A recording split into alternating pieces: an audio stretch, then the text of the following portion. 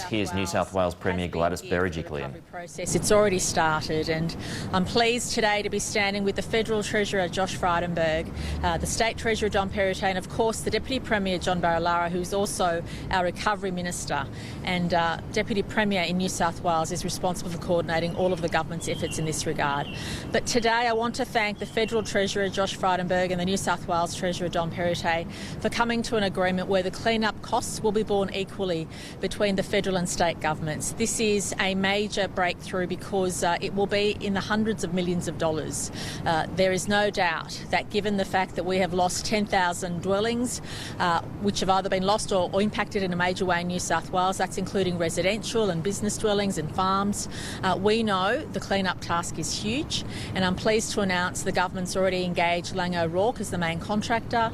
Part of their contract involves them ensuring that local contractors are engaged to ensure that local businesses in these impacted communities have a chance to participate in the clean-up process, which will be massive. We're asking people, if they haven't already registered, to opt in through Service New South Wales and let us know they would like their property cleaned up, and we will make sure that we go through that process. The Deputy Premier has advised also that we hope on the ground to have people starting the clean-up process physically within the next couple of weeks. The planning process for that's already started. There's already plans in relation to which areas need to be targeted first, which areas need to be dealt with, and it won't be just one site at a time. It'll be multiple sites across the state, and the Deputy Premier will oversee that process and has already started to engage in how that will work throughout the state. We say all this in view of the fact that the bushfire season is still live. The threats are still there. There are still fires burning throughout the state. In fact, around 75, I think, was the last update I got today. We still have 1,300 firefighters on the ground, and we see every day, unfortunately, the threats posed to people fighting those fires, in addition to, of course, the huge toll that's already taken place in New South Wales. But I want to thank the federal government. I want to thank every member of the team for ensuring that both the New South Wales and the Commonwealth governments are working together in relation to the cost of this clean-up. It's a huge job.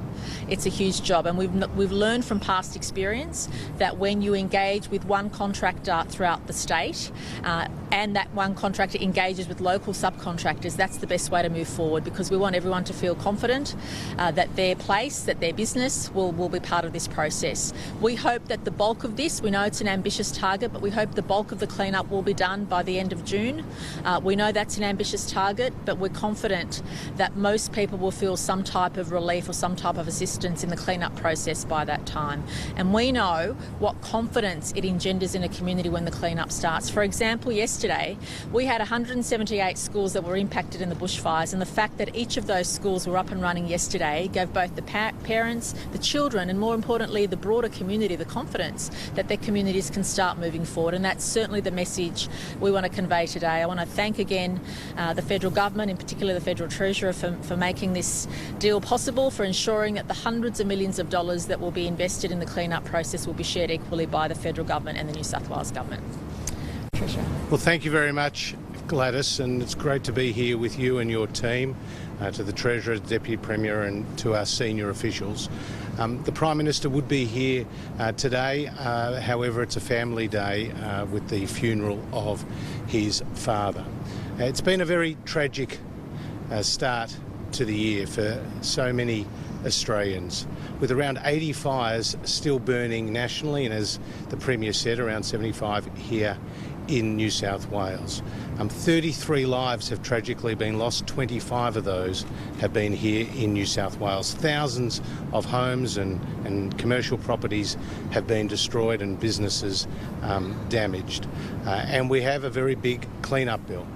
But the federal government, working very closely with the Berejiklian government, with the Andrews government, with the Palaszczuk government, with the Marshall government and other governments, has worked in an unprecedented way to put operational support and financial support on the ground. More than 6,000 ADF personnel have been deployed, and as you know, there's been an unprecedented call out of ADF reservists.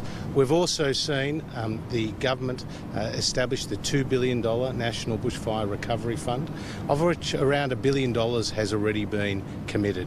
And the Recovery Agency has also been established under the leadership of former Federal Police Commissioner Andrew Colvin. We've made significant commitments around mental health, around wildlife and habitat restoration, around small business support, partnering with the state governments, and a whole host of other areas. Around $180 million has already gone out the door to families and households, to local governments, and also for other different measures that we partner with the states. But today it's an important announcement. We've got an agreement between New South Wales and the federal government for a 50-50 split with the cost of the clean-up. And with the bushfires still burning, as the Premier said, we can't get an exact estimate of that cost, and the damage assessments will still need to be done. But it will run into the hundreds of millions of dollars, and this agreement is based on a successful arrangement that Victoria and the federal government agreed to in the wake of the Black Saturday fires. The money will be spent on removing the fire debris from around houses that have been destroyed, commercial buildings, outbuildings, the capping of redundant services like electricity, water, and gas, and a whole range of other services involving in the waste disposal as well. So it's an important agreement. The final thing I'd say is to the insurance companies. I've been in touch with Rob Whelan, the head of the Insurance Council, today. The clean-up costs would normally be undertaken by the insurance companies as part of people's cover. But now it's being undertaken by the state and federal governments, which means there will be more money available to these families to engage in the rebuild. And this is very significant, with the average cost of a clean-up site around $50,000, and it can be more where there are hazardous materials like asbestos. So ASIC will be ensuring that these costs are passed on. The benefit of the federal government and the state government paying these costs will be passed on in full to households and families so that they can engage in the rebuild as fast as possible, and these communities, Premier, can get back on their feet. Thank you. That's a Federal Treasurer there, Josh Frydenberg, alongside the New South Wales Premier, the New South Wales Treasurer as well, Pete. Together they were announced